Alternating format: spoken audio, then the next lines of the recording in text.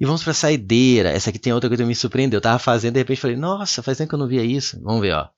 2024/1. Os azulejos quadrados. De novo, ó, a palavra quadrado. Importante, porque ele está afirmando que os lados de cada um tem todos a mesma medida. ABCD, que é esse azul escuro, né? Azul com branco. Esse aqui é branco com azul, né? Não é azul, predominante é azul.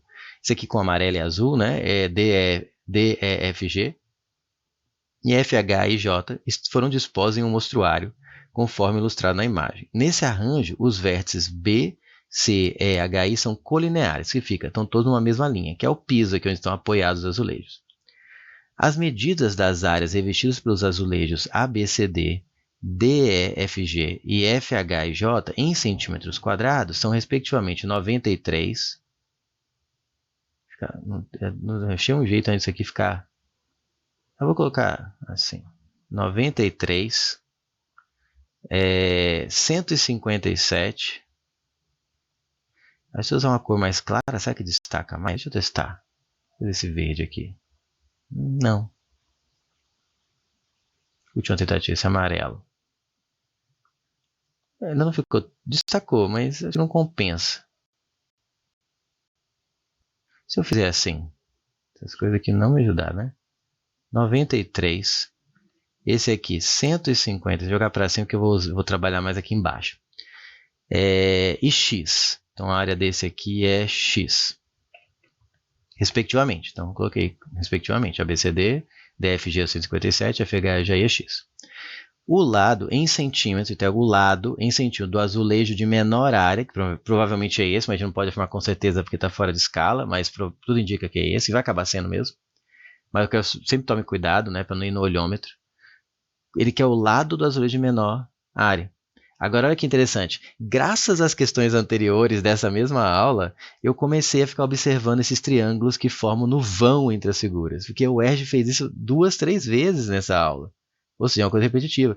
Então, graças às questões que eu já fiz, durante a mesma aula, me ajudou a enxergar melhor essa. Se eu tivesse começado por essa, eu ia demorar mais para enxergar. E aí você vai enxergar, você começa a olhar para isso aqui, ó, tem um triângulo aqui nesse vão entre esses dois azulejos. E é um triângulo retângulo. E tem um triângulo aqui, ó, nesse vão. E é um triângulo retângulo aqui. Agora veja o seguinte. Se aqui é 93, é a área, então o lado é a raiz quadrada dele, concorda? Vamos colocar aqui, ó, a área de um quadrado é o lado ao quadrado. Se eu tirar a raiz quadrada dos dois lados, eu chego à conclusão que o lado é a raiz quadrada da área. Portanto, os lados desse quadrado, desse azulejo azul, é a raiz de 93. Deixa aqui. Não sei quanto é, nem dá exato. Tá? De forma análoga, o lado desse aqui, ó, como a área é 57, cada lado é a raiz de 157. Nossa, vai estar ruim de ver em roxo. Eu vou colocar vermelho, acho que é menos pior. E do lado eu quero muito escrever aqui. Não quero escrever pequenininho aqui. 93 raiz. E aqui raiz de 157. Tá vendo um pouco melhor. Tá certo? Aí eu vou chamar esse outro lado aqui de Azinho. Tá? Porque eu não sei. E eu vou perceber que esse lado aqui desse triângulo também é a raiz de 157. Agora, preparado? Preparada? Veja bem. Aqui é 90 graus. Eu vou chamar esse ângulo aqui de alfa. E esse aqui eu vou chamar de beta. Ficou apertado mesmo assim. Vai ficar poluído aqui. Vou chamar esse aqui de beta. Esse ângulo aqui de beta e esse de alfa. Observe que alfa mais beta mais 90 tem que dar 180. Ou seja, alfa mais beta é 90. Agora, olha para esse ângulo aqui. Está olhando? Ele é composto pelo alfa. Aqui eu tenho 90 graus. E aqui é o que falta para completar 180. Mas, de acordo com esse triângulo aqui, eu sei que alfa mais beta mais 90 é 180. Né? Então, se eu já tenho alfa e 90, e vai completar 180, porque é um ângulo raso, esse aqui só pode ser quanto? Beta. Concorda? Esse ângulo todo aqui é 180 graus, é um ângulo raso. Tá certo? Eu tenho um alfa, tenho 90, e falta o que para completar 180 se eu sei que aqui é alfa e beta e 90 completam 180? Eu sei. Ou seja, esse alfa é o mesmo que esse beta é o mesmo que esse beta. Tá? E a soma dos ângulos internos de um triângulo é sempre 180, então eu garanto que alfa mais esse meu alfa e o meu beta mais 90 dá 180, ou seja, alfa mais beta dá 90, se quiser pensar assim. E aqui já tem 90, e aqui tem alfa, falta beta. E aí, olha para esse triângulo de cá, deitadinho. Se aqui é 90 e aqui é beta, para completar 180, esse aqui é alfa. Aí o que eu achei interessante? A primeira coisa que você pensa, nossa, triângulos semelhantes. Aí o que eu faço com triângulos semelhantes? Se triângulos são semelhantes, eu falei na questão 1. Se duas figuras semelhantes, inclusive triângulos, os seus lados correspondentes são proporcionais. E o que são os lados correspondentes? Os lados que estão opostos a ângulos iguais. Como que eu sei que esses triângulos, no mínimo, são semelhantes? No mínimo você vai vir a descobrir. Eu devia ter reparado aqui, faz tempo que eu não vi, eu não saquei de cara. Primeira coisa, eu vejo dois ângulos iguais, eu já penso em semelhança. Só que aqui eu acabei sendo pego de surpresa, que aconteceu algo que faz tempo que eu não via. Olha só. Quando eu fui fazer a semelhança, eu falei assim, ó. Eu peguei esse lado aqui, ó, que é o lado que eu quero, é raiz de x, concorda? O lado desse quadrado é raiz de x, porque a área é x, lembra que o lado é o raiz quadrada da área?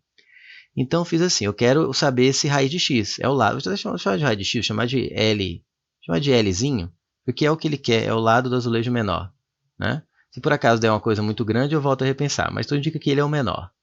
Então vai ficar Lzinho, que é o que eu quero, que está oposto ao de beta, então ele tem que ser proporcional ao que está oposto ao ângulo beta aqui, que é o que eu chamei de Azinho. Ah, mas eu não calculei o Azinho, né, gente? Esqueci. Fiquei tão concentrado em falar. Vamos calcular o Azinho? Pausa, pausa, pause. Não passa no vídeo, não. Ó, deixa eu calcular o Azinho primeiro. Pitágoras. Vamos lá. Azinho ao quadrado, que ele é um cateto, mais raiz de 93 ao quadrado, que é o outro cateto, igual a hipotenusa, que é raiz de 157 ao quadrado. Aí vai ficar que o Azinho ao quadrado, raiz de 93 ao quadrado é 93, raiz de 157 ao quadrado é 157, e adivinha? 157 menos 93, se tivesse 100 seria 57. Então acrescenta 7 no 57, 64. E aí eu tenho que o A, então, é 8, né? Seria mais ou menos 8 pela matemática, mas o menos não faz sentido para esse contexto, porque eu estou falando em lados de figura, né? Então, o Azinho é 8. Então, volta. Então, o Azinho é 8. Então, fica Lzinho está para 8. E aí eu fui pegar, eu tenho esse aqui do 157, que é o oposto de 90 graus. Depois, raiz de 157, oposto de 90 graus aqui. Aí eu percebi que era igual. O que significa isso, professor? Significa que esses triângulos não são apenas semelhantes, né? Não são semelhantes, eles são idênticos.